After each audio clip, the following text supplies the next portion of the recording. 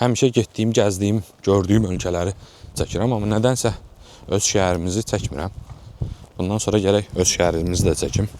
Küləkdir, bilməm, səs fışıltılı düşəcək yoxsa yox. Yox, yaxşıymış. Aşağıda tramvay, tramvaya minim, gedim şəhərin mərkəzinə. Tramvaylar buradadır. Bugün 1 may 2025-ci ildir. 1 may fəhlə bayramıdır. Fəhlə.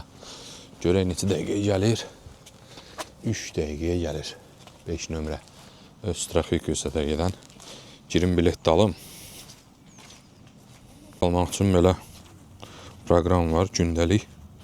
Vurdun. Və aldın. Bitti. Hoppa. Şu.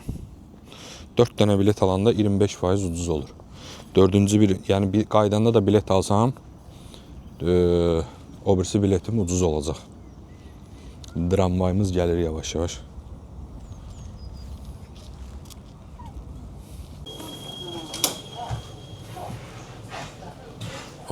Östraküsət. Ya bizimkiler. Şəhərin mərkəzində gəldim, düşdüm. Denən qatarımız da getdi. Allah'a xanımı tanımadım mən. Azərbaycanlılar var idi. Verdi mənə. Mən də salam verdim, amma kim olduğunu öncə tanımadım. Uşağı görəndən sonra tanıdım. Bu şəhərimizin Lillabummen adlanan hissəsidir. Burada ticarət mərkəzidir. Bir dənə şəhərdə normalni molumuz var. Bir də molun içindən keçək. Bura şəhərimizin içindəki moldur. Nordistan.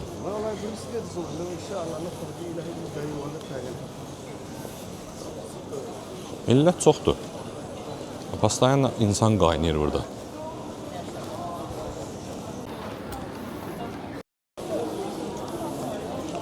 Bütün şeylər, brendlərin, dükanlar var burada deyənə 60-70% qızlardan ibarətdir. Hər millətdə var da, yəni. Qara, qura, ərəb. İnternasionaldır. Hər millətdən gəlir. İsveçli az görmək olur. Aha, bir dənə İsveçli. 2, 3. Yalan hamısı demiyorlar ki, gəlmələrdir. İçi mən qarışıq gəlmə. Öz şəhərimi konkret turist kimi gəzirəm. Yeri var. Maraqlıdır.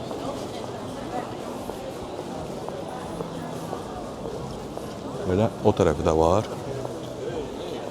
Bu tarafı da var. Prinsipi burada səhv eləməmsə, İsveçlilərin içində blogerliyi eləyən, çox aktiv telefondan istifadə edən insan yoxdur. Burada insan baxıram. Çox az insan əlində telefonla gəzir. Bir dənə deyib qaradır. Daha doğrusu qarabaş. Vəssalam. Çox insanlar belə telefonsuz gəzirlər. Uşaqlar çoxdur. Bugün 1 maydır deyəm. Hamı evdədir.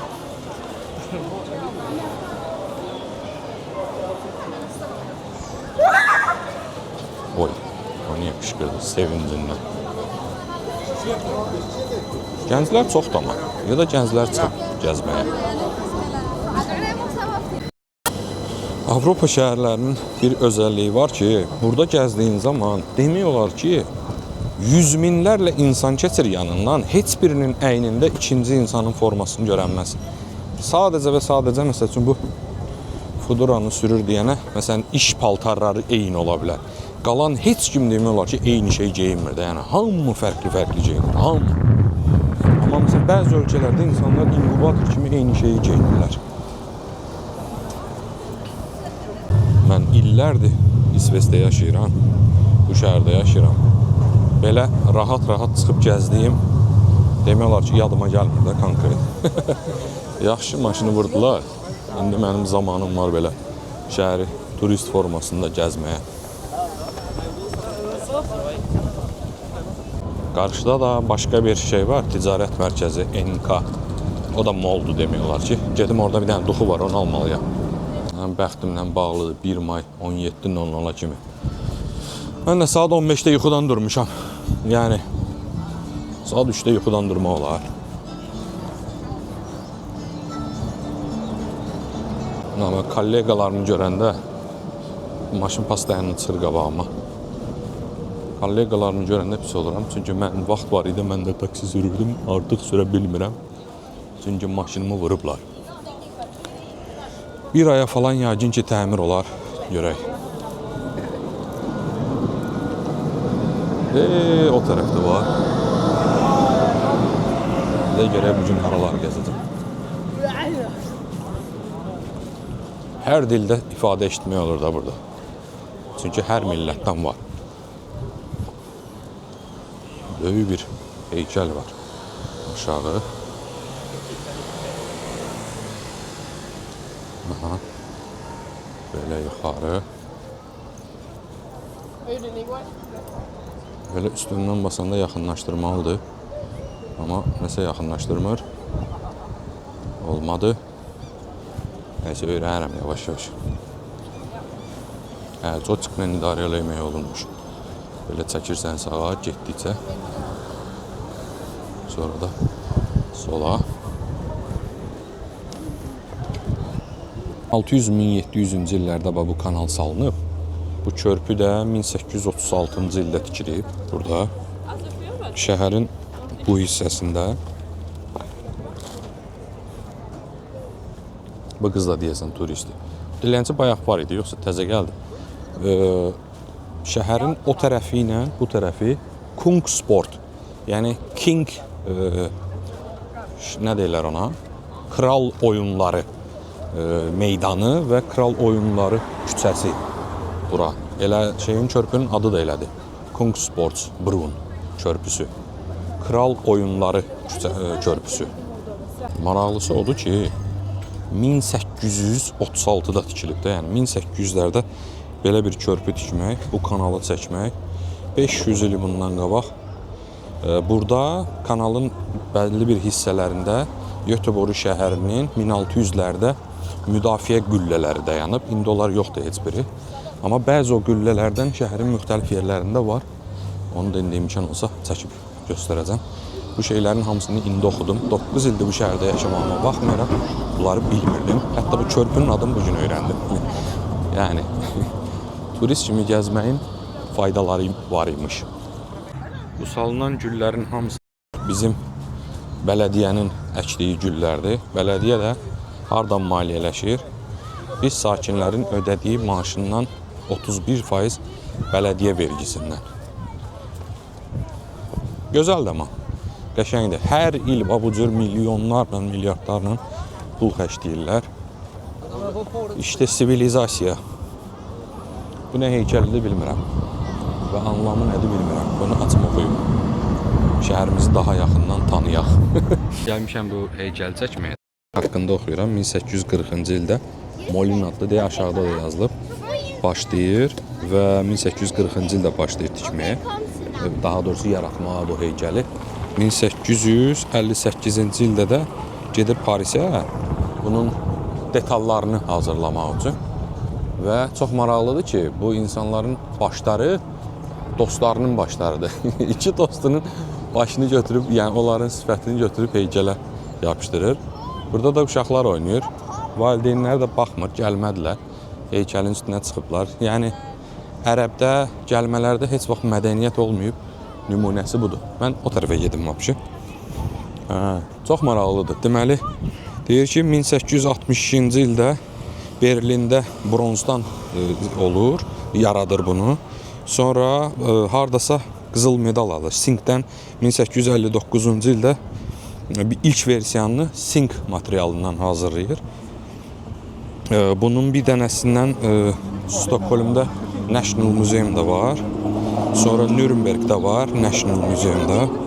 Korotçu, İsveçin özündə belə 3-4 yerdə var.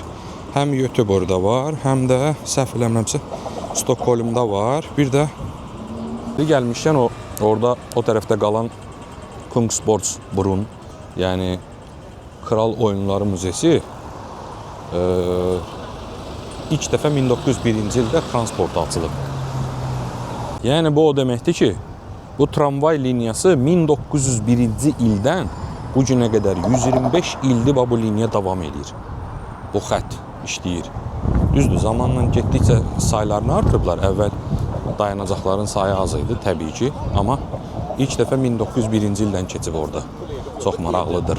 Yəni 1901-ci ildə bizimkilər nə işlə məşğul idi? Yəni Avenue dediyimiz bizim Targovumuz. Targov küçəsidir. O baş bu baş hamısı. Bu da şeyin içində gəzən, suyun içində gəzən avtobusdur. Gecə bura dəlixana olur. Saat 23:00-dan sonra taksi maşınlarını buraxmırlar bura içəri girməyə. Qadağandır. Girişi ona görə bir dəfə 23:05-də girdim. 1000 kronda cərimə aldım. Həyatımda 9 il İsveçdə yaşayıram. Sadəcə bircə dəfə cərimə olunmuşam. Onda da 23:05-də sadəcə 5 dəqiqə, heç 5 dəqiqə də deyildi. 3 dəqiqə keçdi, baxdım 23:03 idi, dedim 3 dəqiqə nə işin olmaz. Tez müştərini orada düşürdüm. Gəlim, o da dönən kimi polis gəldi və 1000 kron cərimə yazdı. 23:00-dan sonra deyib orada işarələr var. Giriş qadağandır. Buralar dəlixana olur. Avenue.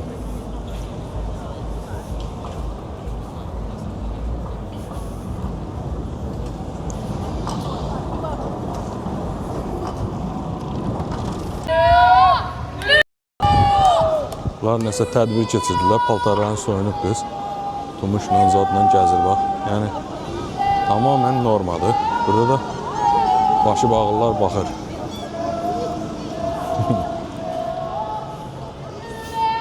Gedim çıxım ora. Oradan dronu qaldırım belə, dron getsin o tərəflərə. Bu hissədən Göteborg şəhəri çox maraqlı görsənirmiş səndə mən. İndi dronu da uçurdum orada. Nə maraqlıymış. Görsən. Yaxşı avariya elədim, gəldim buraları gəzirəm. Bir az da dronla uçaq. Dronla şəhərin üst görüntüsünə baxaq. Bura bizim Avenue'dur, Targov küçəsi. Ağaçlar çox yaşıl görsən, yoxsa kamerada çəkir.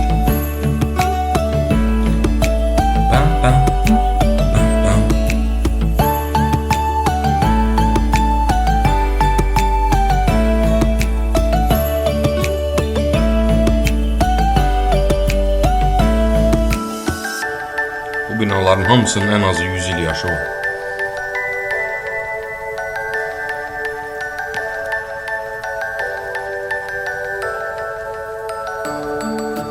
Üstdən tamam başqa cür görsənir şəhər.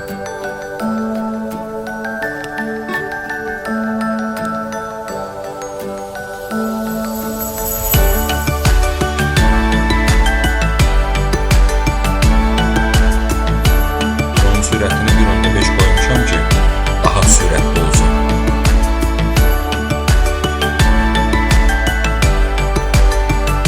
Gözəlmiş.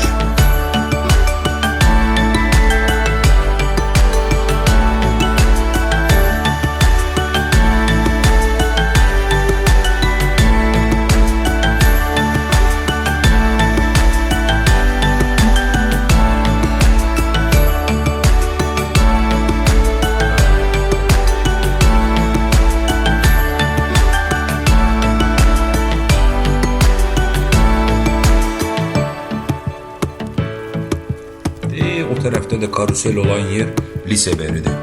3 dənə bina da Gotia Tower'dır.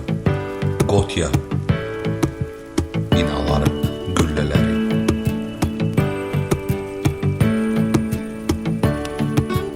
Mən şəhərin o tərəfini çəkə bilmədim. Sadəcə o birisi tərəfləri, sağ tərəfdə olan Mayurnaya yaxın yarım Toriyet hissəsini çəkmişəm.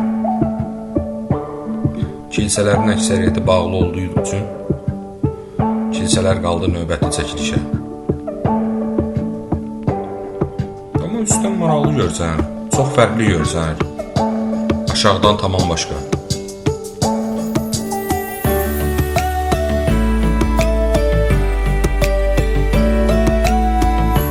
Binaların həyətlərində belə ağaçlar var.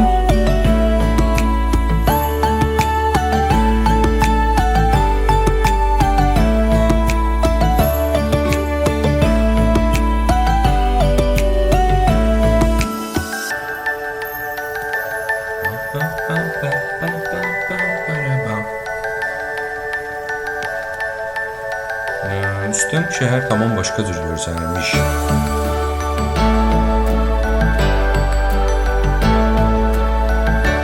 Qarşıda da iki dənə böyük stadion var.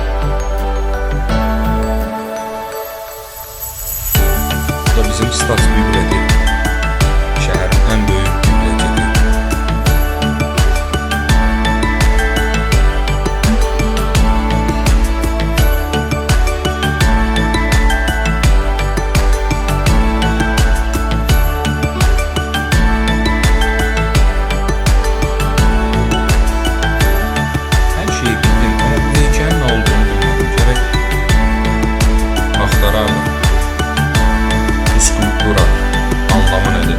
Sağ tərəfdə isə konsert üstü.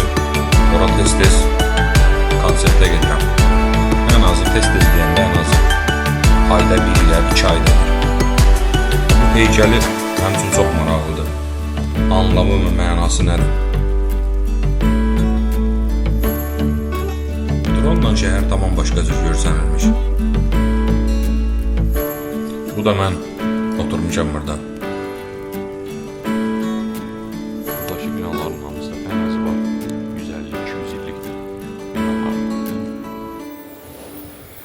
Şəhərin qədim hissəsi pilləkənlərlə çıxdım. Nəfəsim koronadan sonra sanki nəfəs alma çətinləşib. Sanki yox, sözün əsl mənasında çətinləşib. Getdiyim yerdə görürəm ki, orada bir dənə lalə bitib. Düz meşənin ortasında.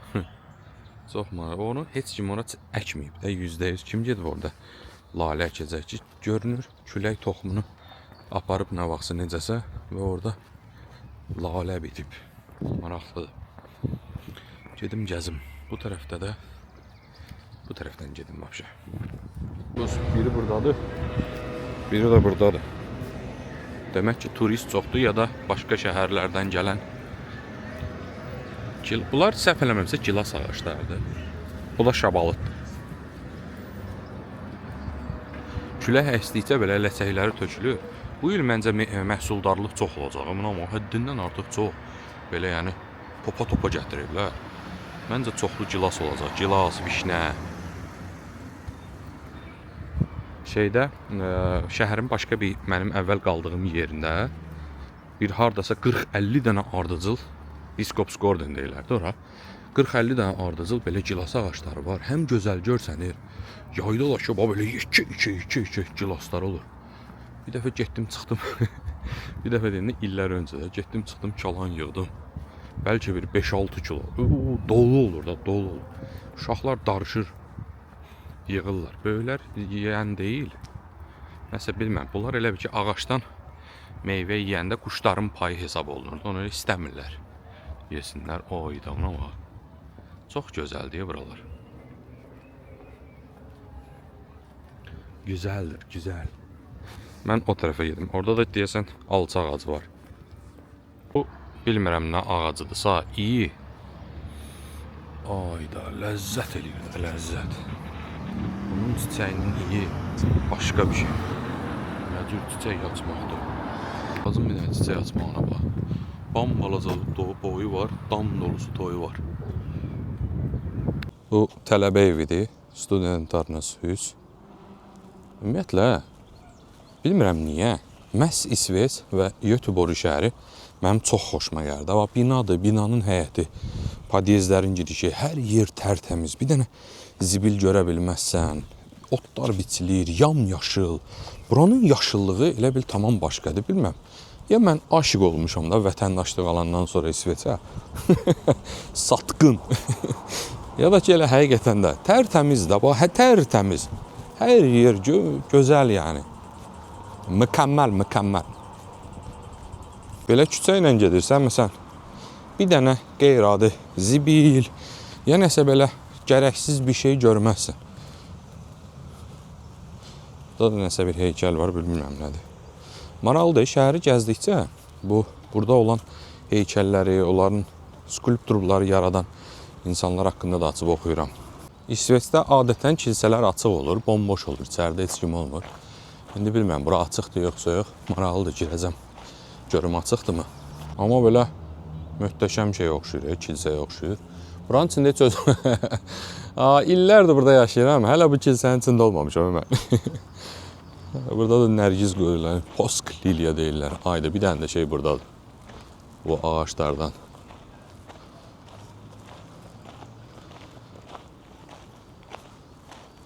Burada qapısı var. Bəlkə açıqdır, amma çətin.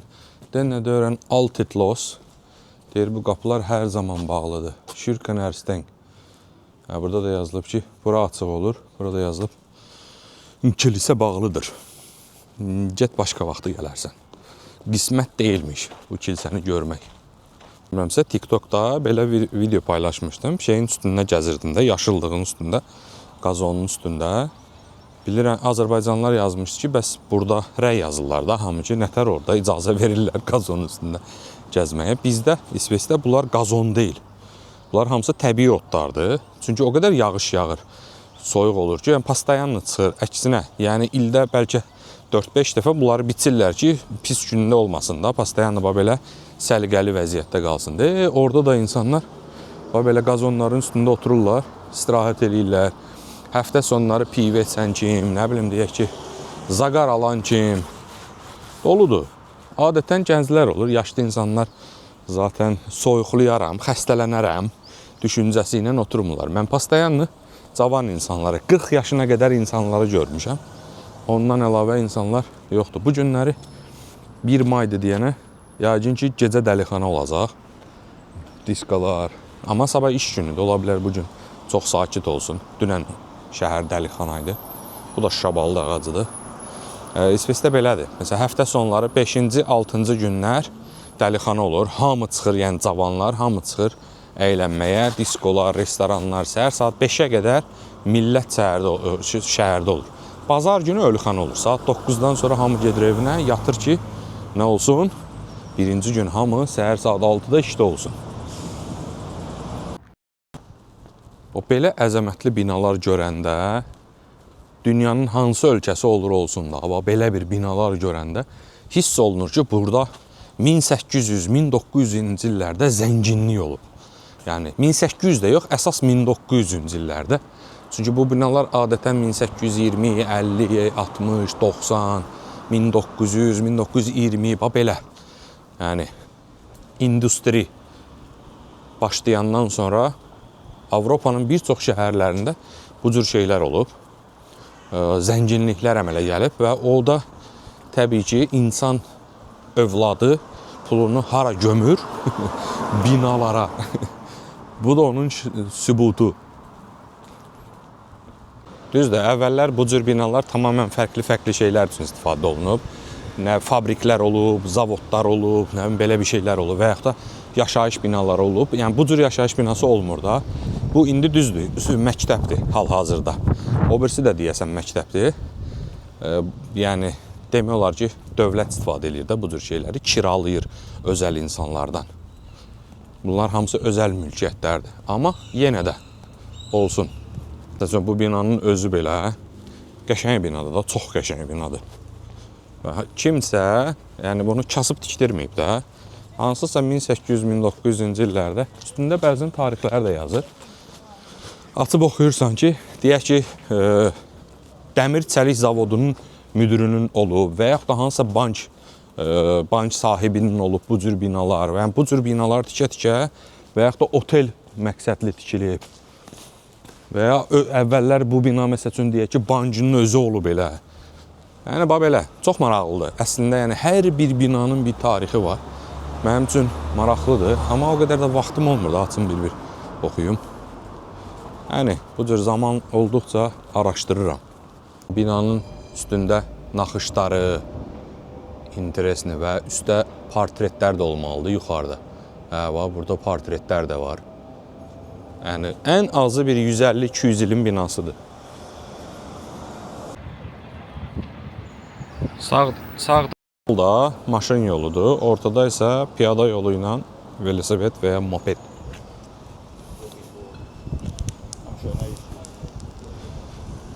İsveçdə çox maraqlı kilsələr var. Bu da onlardan biridir məsəl üçün. Bu da Missioner Kyrka. Bu əslində kilsədir. Amma indi kilisə binanı kiralayıb orada kilsə yaradıb. Qarşıda isə şeydir. Böyük bir normal İsveçin öz kilsəsidir. Açıq olsa girəcəm, amma bu zamanda çətin açıq olar.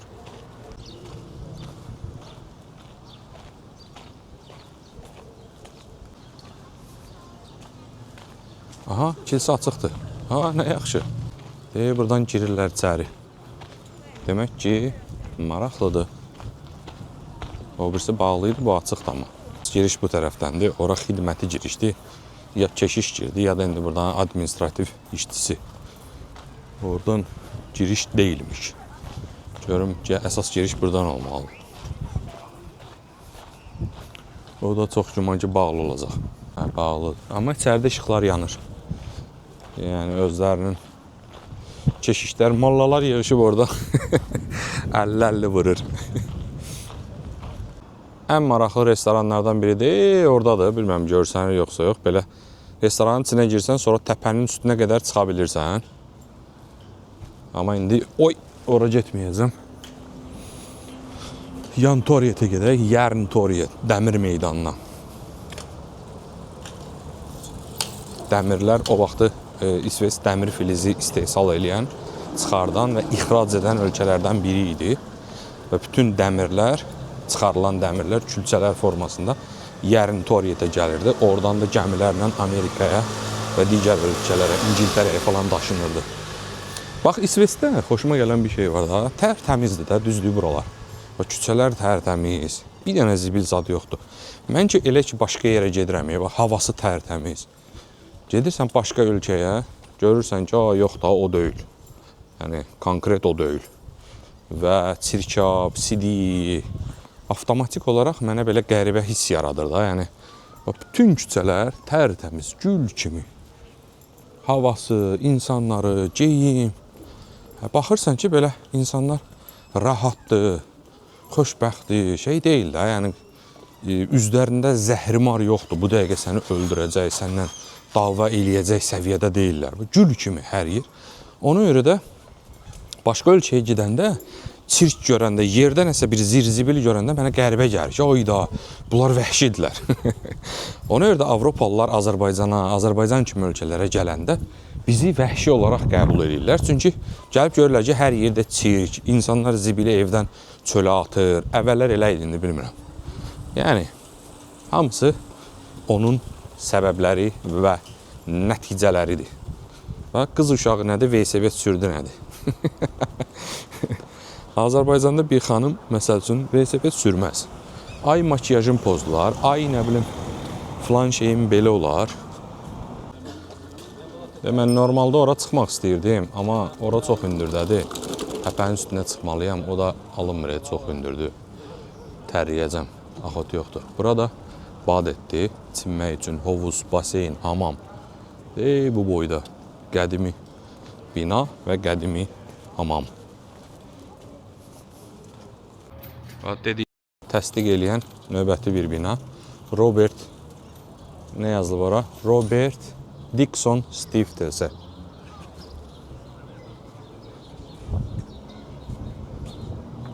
Gəldim, çıxdım Yan Toriyetə, amma mən biraz elə ki, qalın geyinmişəm. O qədər ki, gəzməyə alışmamışam. Hava həm soyuqdur, həm sərindir, həm istidir. Günəş vurduğu üçün isidir, havanın özü isə sərindir. Bura isə Yan Toriyet. Burada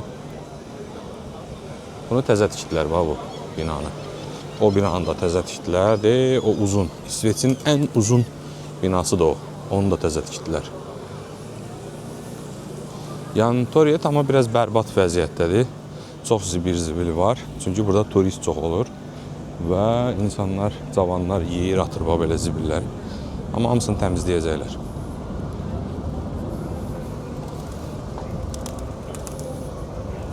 Bir neçə gün öncə bu bina nə idi? Ağaçların hamısı şey eləmişdi, atmışdı, çiçəklənmişdi.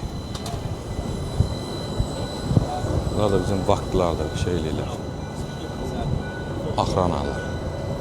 Bu çiçəklərin hamısı şeydir, gilas, gilənar, qıpqırmızı açmışdı, amma artıq meyvələri bəlirtir. Bir iki dənə çiçəyi qalıb üstündə.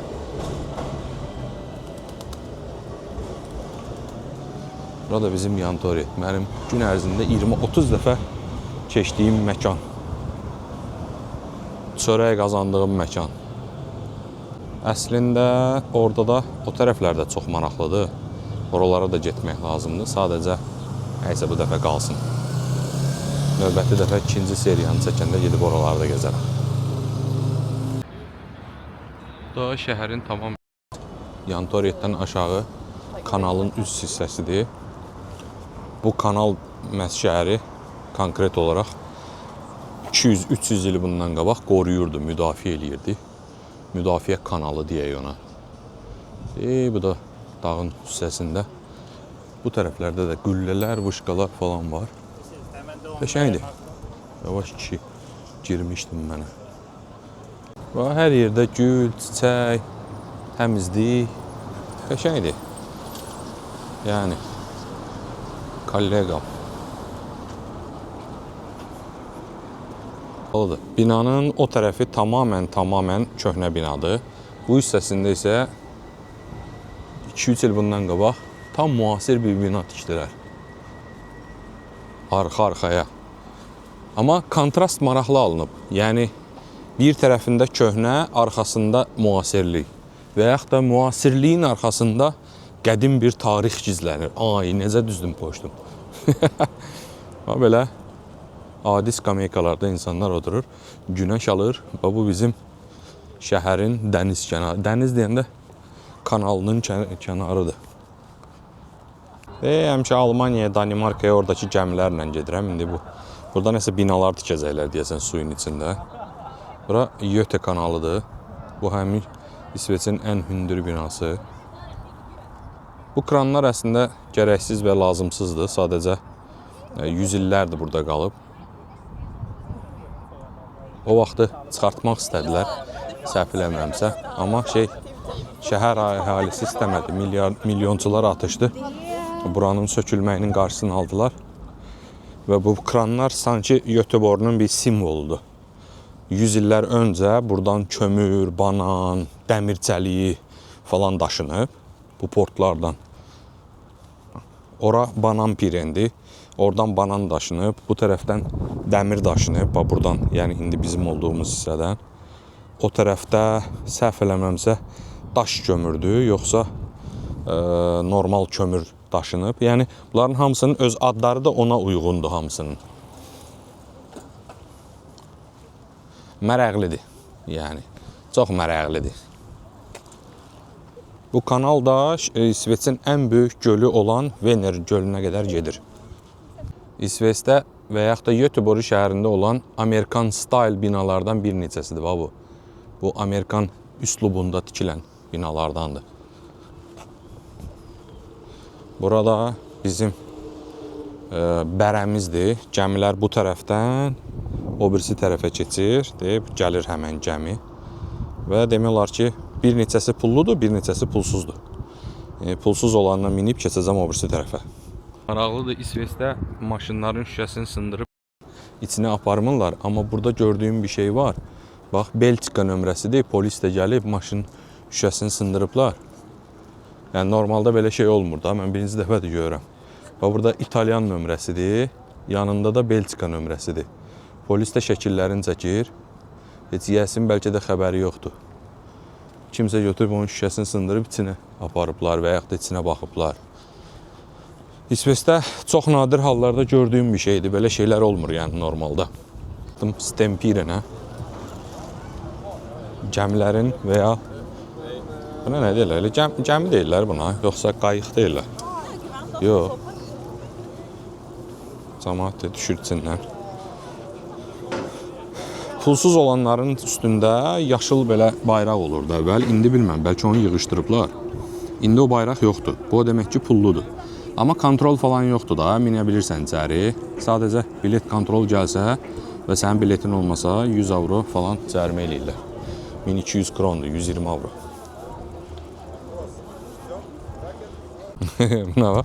Bunlar burada balıq tuturlar konkret. Uşağı ilə istirahət edir, əylənir. Bilməm, balıq var yoxsa yoxdur. Tutmaq olur yoxsa yox, amma buradakı kanalda və Baltik dənizində İsveçlilər buradan çıxan balıqları yemirlər. İldə sadəcə bir balıq yemək olar. Səbəbi də çox bəsitdir. 100 illər boyu həddindən artıq çox kimyəvi maddələr tökdüyünə görə suyun tərkibində olan siyanür, nə bilim, bəzi o toksiki maddələr var da, minerallar həddindən artıq çoxdur. Balıqların tərkibində olur deyənə insanlar onu yediyi zaman zəhərlənir, kanser riskini artırır. Bunu gələn insanlar başa düşmürlər. Ona görə məsələn bu sahillərdə bir dənə də İsveçli balıq tutmur. Çünki İsveçlilər oxuyurlar qəzetlərdə, jurnallarda, amma gəlmələrin İsveç dilini bilmədiyi üçün əlinə belə uducqan alır. Bax görsən qarabaşdır da o gəlmədir. Yəni əlinə uducqan alır, başlayır balıq tutmağa. Amma halbuki bu balığın bir dənəsini, maksimum 2 dənəsini il ərzində yeyə bilərsən. Çox yeyə bilməzsən, çünki zəhərlənəsən. Bu arada bu da şeydir, hərbi gəmidir, amma onu muzey eləyiblər, içini gəzmək olur. Burada yuxarıda bayraqların ipləri bir-birinə dəyir, şaqqa-şaq səs çıxardır. O deyil. Bu arada fikrimi dəyişdim. Gəzə-gəzə gedəcəm ya da tramvayla. Buradan tramvay xəttləri keçir. Tramvayla gedim, oradan da o birisi körpünün üstündən keçim şeyə. Gəmi ilə gedəsi olmadı. Bu körpü 1861 tikilib. Maraqlıdır. 1861-2016. Amma indi piyada insanlar keçir ya da velosipedlər keçir. Normal körpünün biri buradadır, biri də o tərəfdədir. 3, daşı bir dənəsi də var. Hətta burada bizim şəhərin kazinosudur. Kazino Kosmopolitan. Bilmirəm, amma işləmir deyəsən. Uzun müddət qabağında taksilər dayananda avtomatik bilirsən ki, bu işləyir. Amma uzun müddətdə taksilər dayanmır. Əvvəllər müştəri götürürdük buradan, qəşəng müştərilər olurdu. Amma indi yox. Nəsə bir balaca burada nəsə olub. Gərək açma oxuyum görüm nə məsələdir.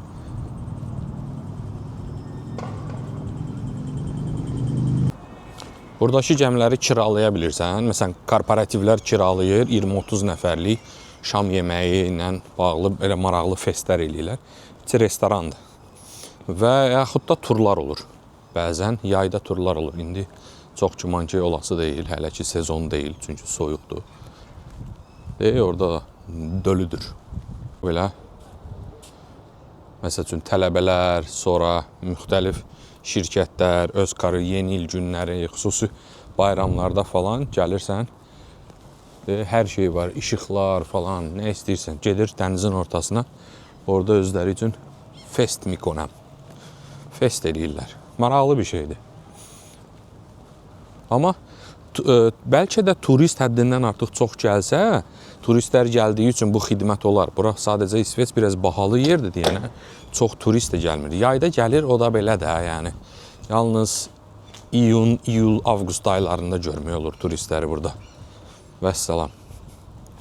Deməli, Göteborgdan, Göte kanaldan gedirsən, ondan sonra düz Stockholm'a qədər getmək olur. Otel, həm oteldir, həm də yeyib içmək. Belə maraqlıdır ki, liftlə qalxırsan, götekanal.c-dən də sifariş eləmək olurmuş.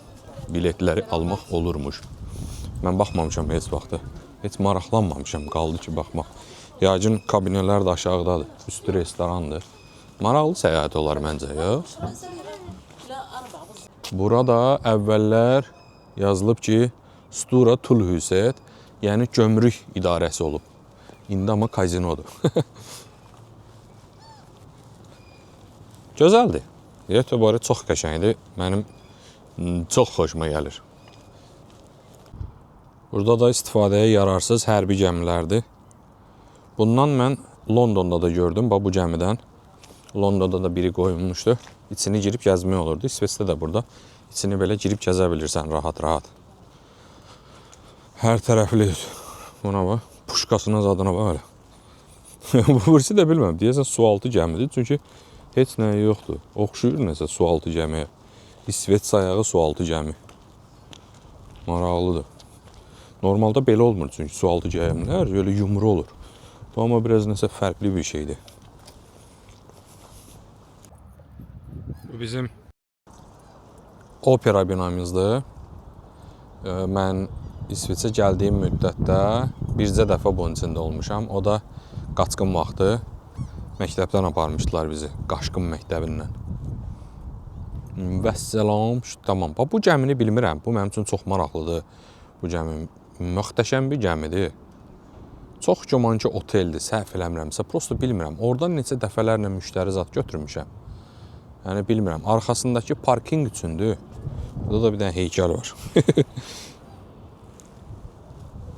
Burada da şeylər, yaxta deyək də, saxlayır. Qarşıda, indi onu çəkib göstərəcəm. Belə, necə ki, karavan kimi ev, maşın və yaxud da maşın, ev olan, bu da lotka evlərdir. Bu cür, bir də burada var. Belə, biri yox, bir neçəsi daha doğrusu. Hamısı otellərdir, bir otaqlı evlərdir. İçində hamamı, tualeti falan. Qəşəng normalini sifariş edirsən. Biraz prost bahadır, günü 100 avro zatdır deyəsən. Orada o tərəfdə də, bu binaların o birisi tərəfində də şey var. Mornings otel var, bildiyim böyük gəmidir. Onun içində gecələmək olur. Orada ucuzdur, 600-700 krondur günü. Amma bunlar baxa olmalıdır, səhv eləmirəmsə. Maraqlıdır, əslində yəni çox maraqlıdır. Bu da özün internetdən girib lotkaları sifariş eləyib belə kanalın içində gəzə bilirsən. Dünyanın ən bahalı kameralarından da elə günü bu gündə. Hətta mənim istifadə elədiyim, deyək ki, bu DJI Osmo'da, DJI-in dronları da Hasselblad kameralarından istifadə eləyir. Ən keyfiyyətli və dünyanın ən bahalı kameraları. İsveçin imiş. Gəldim, çıxdım təzdən Lillebumenə. Bir kruq vurdum da gəzə-gəzə şəhəri. 1-2 saatın içində təxminən 2 saat keçdi, təxmini. Yəni şəhərin bir hissəsini gəzmək olur. Mayorna hissəni, o tərəfləri də Mayornada gəziləsi yerlər çoxdur. Gəzsən. Hardasa bir günün içində polunu piyada gəzmək olur da Göteborg şəhərini. Bu dəfə avtobusla gedəcəm. Düz evimin yanına gedir bu avtobus. Qatar da düz evimin yanına gedir. Amma gələndə pul verdim, 37 kron, yəni 3 avro yarım. Bu dəfə bilet almayacağım, biletsiz. Onsuz da yoxlayan yoxdur.